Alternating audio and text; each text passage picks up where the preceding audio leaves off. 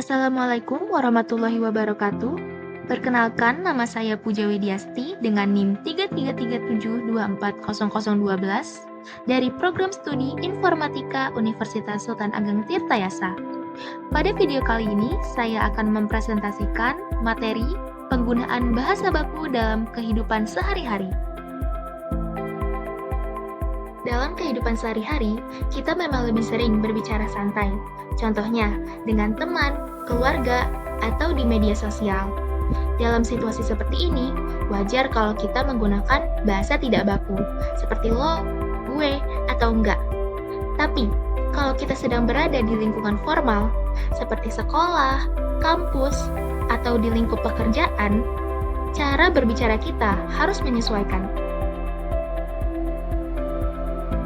Contohnya pada kalimat ini, "Lu udah makan belum?"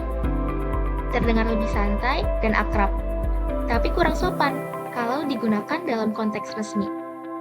Kalau kita ubah ke bentuk baku, kalimatnya akan menjadi seperti ini. "Apakah kamu sudah makan?" Terdengar lebih rapi, sopan, tapi tetap mudah dipahami. Lalu, apa sebenarnya bahasa baku itu? Bahasa baku adalah ragam bahasa Indonesia yang cara pengucapan dan penulisannya mengikuti aturan resmi yang sudah ditetapkan, misalnya oleh KBBI atau PUEBI.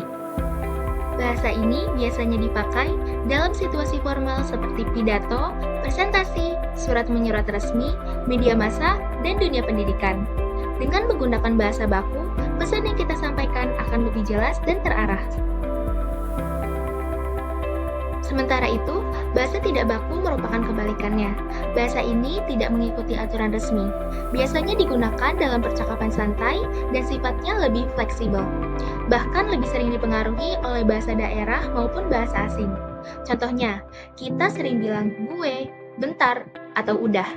Bahasa ini cocok digunakan di lingkup pertemanan, tapi tidak cocok untuk situasi yang resmi.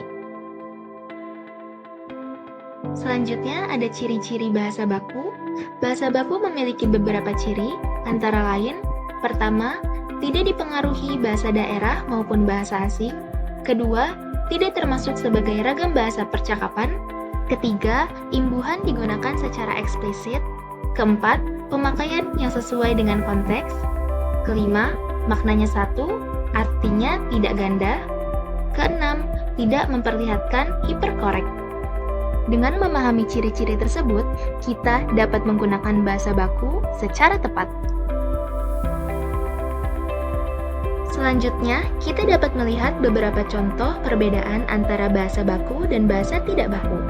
Contoh pertama, "Makasih atas bantuannya" merupakan kalimat tidak baku karena kata makasih tidak terdapat dalam Kamus Besar Bahasa Indonesia dan merupakan bentuk lisan yang tidak sesuai dengan kaidah penulisan resmi.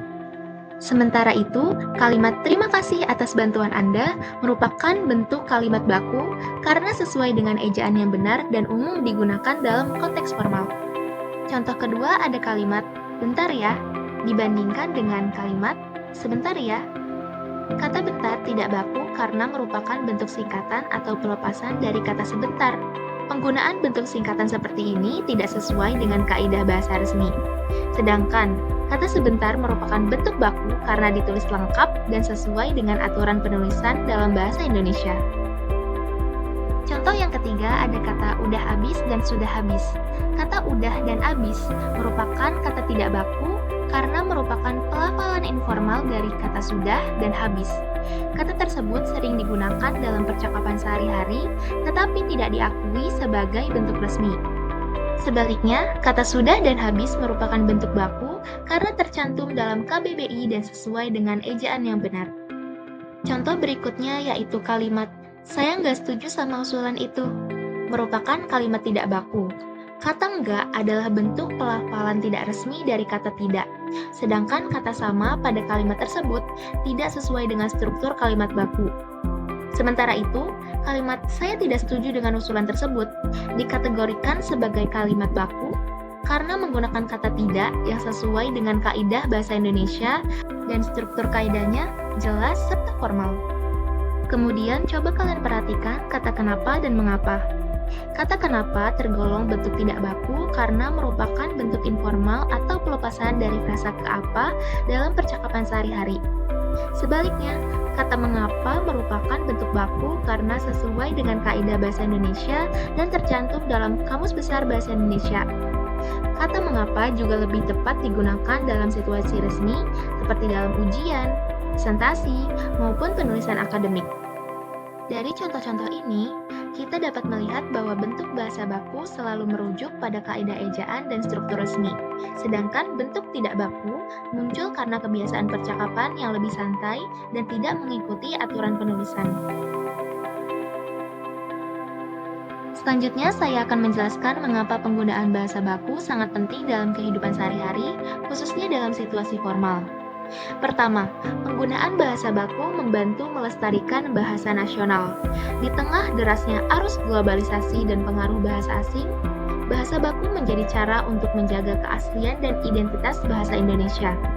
Kedua, penggunaan bahasa baku menumbuhkan rasa cinta tanah air. Ketika kita terbiasa menggunakan bahasa Indonesia dengan baik dan benar, secara tidak langsung kita ikut menjaga warisan budaya bangsa. Ketiga, penggunaan bahasa baku meningkatkan kecerdasan berbahasa. Dengan terbiasa menggunakan struktur kalimat dan kosakata yang tepat, kemampuan berpikir logis dan menyusun gagasan secara runtut juga ikut berkembang.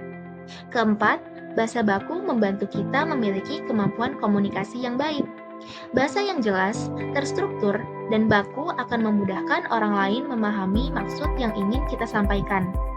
Yang kelima, penggunaan bahasa baku juga meningkatkan rasa percaya diri.